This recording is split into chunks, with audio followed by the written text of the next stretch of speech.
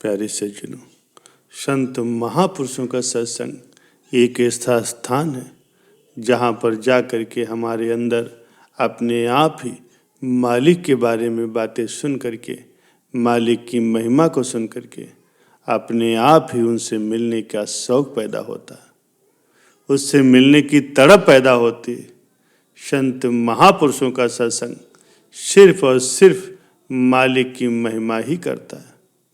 संतों के सत्संग में कभी भी किसी की निंदा, चुगली और बुराई नहीं की जाती। संत महापुरुषों के सत्संग में किसी और के बारे में बातें नहीं, बल्कि सिर्फ और सिर्फ मालिक के बारे में ही चर्चा होती है। इस तरह संत महात्मा हमें हर तरह के भ्रमों से निकाल करके सिर्फ और सिर्फ एक परम पुरुष से मिलने के लिए हमारे अंदर शौक़ पैदा करते हैं। इसी शौक़ की वजह से हम और ज़्यादा सत्संग सुनते हैं और मालिक के लिए हमारे अंदर दिन प्रतिदिन और अधिक तड़प पैदा होती जाती है। जैसे जैसे तड़प बढ़ती है, वैसे वैसे ही हमारे अंदर प्रेम और ज़्यादा जागृत होता जाता है। और संत महापुरुष अक्सर यही समझाते हैं कि जिन प्रेम कियो तिन ही प्रभु पायो। जो मालिक से प्रेम करते हैं वही उसको पा सकते हैं। सत्संग सुनते सुनते एक ऐसी अवस्था आती है जहाँ पर हम नाम लेने की इच्छा प्रकट करते हैं कि हमें किसी न किसी तरह से नाम मिल जाए, हमें सद्गुरु अपना बना लें, हमसे नाम भक्ति करवाने के लिए हमें नाम की दात बख्श दें। इस तरह से जब सद्गुरु हम पर दया मेहर करते हैं, हमें नाम की दात बख्श देते हैं, तो वो एक ऐसा खास दिन होता है जो हमारे लिए सबसे बड़ा सौभाग्यशाली होता है। क्योंकि इस दिन एक ऐसी विधि के बारे में हमें पता चलता है जिस पर चल करके हम मालिक से वापस जा मिलते हैं। नाम एक ऐसी युक्ति है जिसको करके हम मालिक से मिल सकते हैं।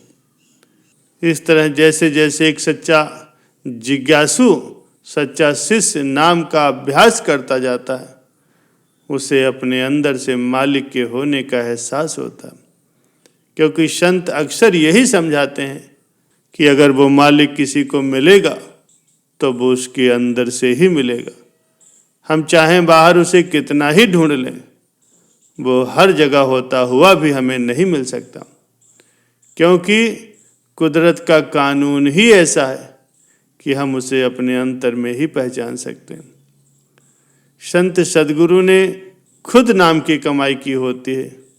उनका खुद का अनुभव ही हमें नाम मार्ग पर चलाता है, क्योंकि संतों ने मालिक से मेल किया होता है। प्यारे सज्जनों, इसीलिए जिस तरह वो खुद भक्ति करते हैं और अपने शिष्य को करने के लिए भी कहते हैं, इसलिए जब भी मालिक मिलता है तो अभ्यासी को अपने अंदर ही मिल सकता है।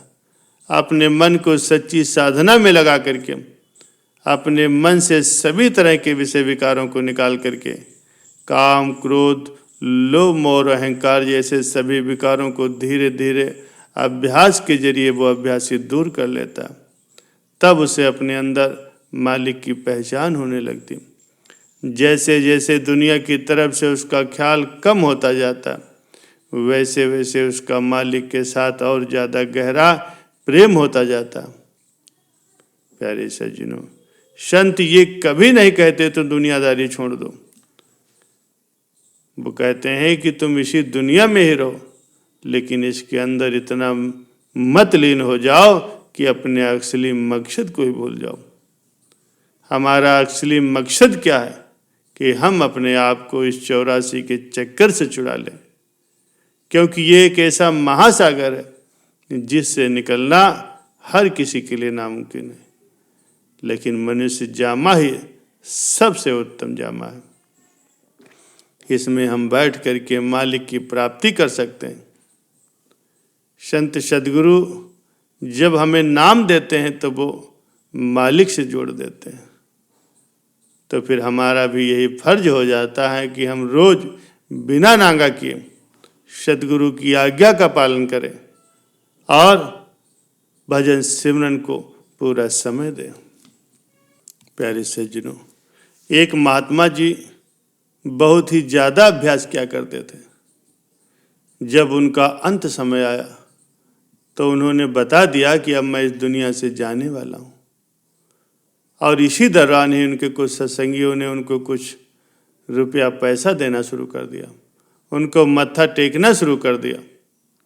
तो उनके एक दूसरे सत्संगी ने कहा कि महाराज जी, अब तो शरीर छोड़ने वाले हैं, उनका ध्यान इन रुपए पैसों में मत भटकाओ। महात्मा जी ने कहा कोई बात नहीं। उसको उन्होंने एक उदाहरण के जरिए समझाया कि जो कच्चा तैराक होता है वो जब पानी में डूबने लगता है तब अगर उससे ये कहा जाए कि तुम तैरना शुरू कर दो तो वो कभी भी तैर करके बच नहीं सकता।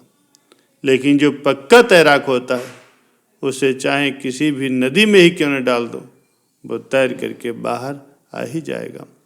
इसी तरह ही भजन अभ्यास है। जिसने बचपन से ही भजन अभ्यास कर रखा है, अपने आप को कुल मालिक के साथ जिसने जोड़ लिया हो, वो अंत समय में चाहे जैसी भी हालत में क्यों न हो, वो कुल मालिक से मिल ही जाएगा। उसका कोई भी ध्यान नहीं भटका सकता, क्योंकि जिसने सारी उम्र तक भजन अभ्यास किया है वो पक्का तैराक होता है। प्यारे सज्जनों, भजन सिमरन हर एक के लिए रोज करना बहुत जरूरी है।